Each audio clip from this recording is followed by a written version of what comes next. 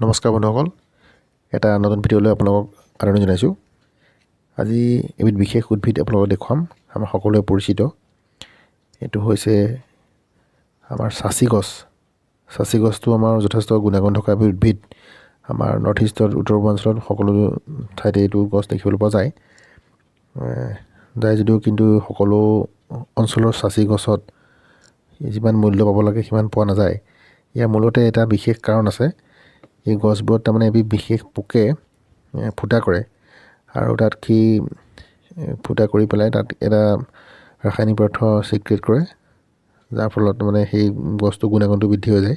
ভিতৰত যিটো মাল ধৰা বুলি কোৱা হয় আচলতে, এতিয়া এই গছজোপা চাওক, এই গছজোপাত এইবোৰ বগা বগা যাব লাগিছে, ইয়াৰ ভিতৰত তাৰমানে পোকটো আছে। মানে এনেকৈ খাই এনেকৈ হেৰি কৰি থাকে, মল ত্যাগ কৰি থাকে এনেকৈ।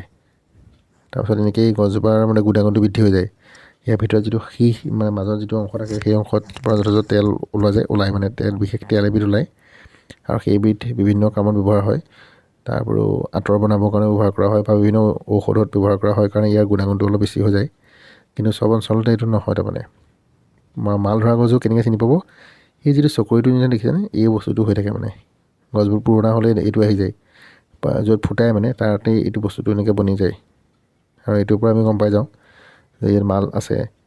তেনেকৈ মানে এই চব অঞ্চলতে এইটো তেনেকুৱা নহয়, কিন্তু আজিকালি আৰ্টিফিচিয়েলি কিন্তু ড্ৰিল কৰি পেলাই এইটো এনেকৈ কৰাৰ ব্যৱস্থা কৰিছে। কিন্তু কিমানটো সফল হয় নাজানো, কিন্তু এইজোপা মই নিজে দেখি আহিছোঁ শিৱসাগৰত। তাকে ভাল লাগিলে, তাকে আপোনালোকক দেখাই দিওঁ বুলি ভাবিলোঁ।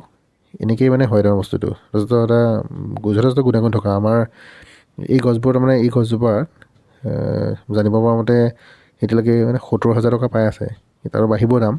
তেনেকৈ মানে এনেকৈ যদি ভালকৈ সাঁচি বাগান খুলিব পৰা যায়, যথেষ্ট লাভৱান হ'ব। বহুত ক্ষেত্ৰত মানে বহুতে কৰিছোঁ এইটো কাম। তো এইটো ভালকৈ কৰিলে কিন্তু লাভজনক এটা ব্যৱসায়। তাকে আপোনাক দেখাই দিওঁ বুলি কাৰণে ভিডিঅ'টো কৰিলোঁ। ধন্যবাদ।